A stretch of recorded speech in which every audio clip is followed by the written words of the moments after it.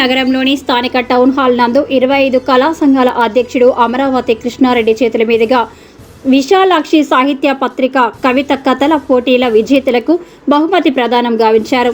ముఖ్య అతిథులుగా అమరావతి కృష్ణారెడ్డి, ఎమ్మెల్యే మండలి బుద్ధ ప్రసాద్, ఎంవి రామిరెడ్డి, మాజీ ఐఏఎస్ విద్యాసాగర్ చేతుల మీదుగా కవిత కథల పోటీల బహుమతి కార్యక్రమం నిర్వహించారు. బహుమతి విజేతలకు నగదు, శాల్వా, జ్ఞాపికలతో సన్మానించారు. ఈ కార్యక్రమానికి 2 రాష్ట్రాలకు చెందిన కవులు, రచయితలు, రచయిత్రీలు, విద్యార్థులు అధిక సంఖ్యలో పాల్గొన్నారు. ఈ కార్యక్రమంలో ఈతకోట సుబ్బారావు, కోసూరు రత్నం, అమీర్ జాన్, దోర్నాల హరిబాబు తదితరులు పాల్గొన్నారు. చాలా వరకు పెద్ద లేదు, చిన్న లేదు, సరేనా, మన ఉమ్మడి కుటుంబాలు లేవు, మన సంస్కృతి లేదు, మన సాంప్రదాయం లేదు, తల్లి కష్టం తెలియదు, తల్లి కష్టం తెలియదు. ఇప్పుడు డబ్బే ప్రపంచం, డబ్బు డబ్బు డబ్బు అంతే, వేరే ప్రపంచం లేదు. ఆ విధంగా సమాజం పోయింది. కేవలము ఒక తండ్రి తన కష్టాన్ని, అంటే తన సంతోషాన్ని, తన ఆరోగ్యాన్ని, తన ఆయుష్ వదులుకొని బిడ్డల కోసం కష్టపడితే ఆ బిడ్డల పెద్ద ఈ తలా దిక్కుపోతారు. ఎక్కడ కూడా బంధాలు లేవు, ఎక్కడ ప్రేమలు లేవు.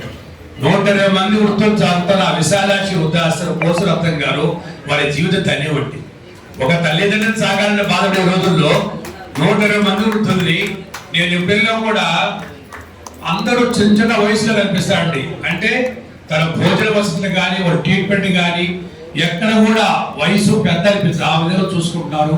4 అంతస్తుల బిల్డింగ్ కట్టడం, గోశాల, అలాగే దేవాలయము, అది ఒక ప్రకృతి నిలయంగా దాన్ని చేసిన కోసూరు రత్నం గారికి ఒకసారి వారు చప్పడంతో అభిజాలు. దానికి లక్ష్మణ్లాగా ఈతకొండ సుబ్బారావు గారు, మరి వారు సుబ్బారావు గారు చెప్పడం గడిచేపు చెప్పాలి మనం. అంటే ఏదైనా ఆశించి చేస్తారు, కానీ ఆయన ఆలోచన అంతా కూడా నా పుట్టుకకు అర్థం ఉండాలి, పుట్టాము చనిపోయాము కాకుండా సమాజంలో మెసేజ్ ఇవ్వాలని చెప్పి విశాలాక్షి సాహిత్య భాషపత్రిక స్థాపించడం, దానికి జీవితాన్ని అంకితం చేశాడంటే అవన్నీ ఉపయోగం లేదు. పత్రిక నడపడం అంటే చాలా డబ్బు ఖర్చు, చాలా నష్టం కూడా. కాకపోతే ఏదో ఆశీర్వదించిన డబ్బు అంతా పత్రికలు పెడతాడు కాబట్టి నడుపుతాడు, కానీ 19 పత్రిక తీశాడు. ఎందుకంటే దాంట్లో ఏముండదు. కానీ ఆనాటి మేము గ్రంథాలయకి వెళ్ళేవాళ్ళము, తల్లిదండ్రుల మాటలు వినబట్టే మేము ఈరోజు నా జీవితం ఎంత పవిత్రంగా తల్లిదండ్రులు పుట్టామో, ఏ అలవాటు చెడ్డవాడు లేకుండా 10 భూముల్లో కలిసిపోవాలని ఆలోచన ఆ రోజు పుస్తకాలు చదవబట్టి. అలాంటి గ్రంథాలయకి వెళ్ళిన తర్వాత చదివింది మీరు నేర్చుకున్న దాంట్లోనే ఈరోజు సమాజానికి ఒక మెసేజ్ ఇస్తున్నామంటే కారణం ఏంటంటే మాకు ఆ గ్రంథాలయం ఉన్న పుస్తకాలు ఉన్నాయి. ఆ పుస్తకాలు ప్రతి పదం కూడా హృదయానికి హత్తుకొని మీరు రాసామనుకోవచ్చు, దానివల్ల ఏది మీకు తెలియకపోవచ్చు, కానీ సమాజంలో ఒక మెసేజ్ ఇచ్చేది పత్రిక. దానికి ఒక పదం చదువుతున్నప్పుడు ఇప్పుడు హృదయంలో నుంచి మనకు చేసిన సేవలు, చేసిన ప్రేమలు, తల్లిదండ్రులు గుర్తొచ్చేది ఈ సాహిత్య భాష పత్రిక. విశాలాక్షి సాహిత్య భాష పత్రిక సాహిత్య సదస్సు ఆనందదాయకం. అదేంటి, ఈరోజు ఒక సాహిత్యం ఆసుపత్రికని నిర్వహించడం అంటే అది చాలా కష్టసాధ్యం. గతంలో భారత లాంటి మహాపత్రికలు కూడా మూతపడిన స్థితిలో ఈరోజు తెలుగునాటక సాహిత్య ఆసుపత్రి లేని లోటుని ఈరోజు నెల్లూరు నుంచి కోసూరు రత్నం గారు, శ్రీ సుబ్బారావు తీర్చడం, మన తల్లిదండ్రుల పోటీలకు గమనించి వారికి బహుమతి ఇవ్వడం చాలా పెద్ద విషయం.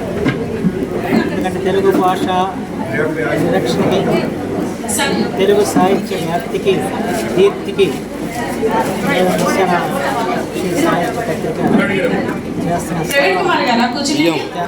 సామాన్యం. నెల్లూరు అంటేనే సాహిత్యం. ఎంతోమంది సాహిత్యకారులు ఇక్కడ జన్మించారు. ఇప్పుడు కూడా ఎంతోమంది కవులు, కళాకారులు ఉన్నారు. అలాంటి పట్టణంలో ఈరోజు ఈ కార్యక్రమం జరగటం, అందులో పొట్టి శ్రీరాములు గారి జయంతిలో 1913లో ఆంధ్రజ్యోతి ప్రారంభమైన పొట్టి శ్రీరాములు గారి ఆత్మార్పణతోనే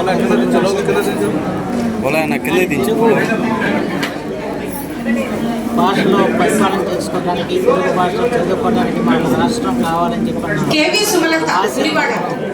ఈరోజు కూడా నెరవేర్చిన పరిస్థితులు.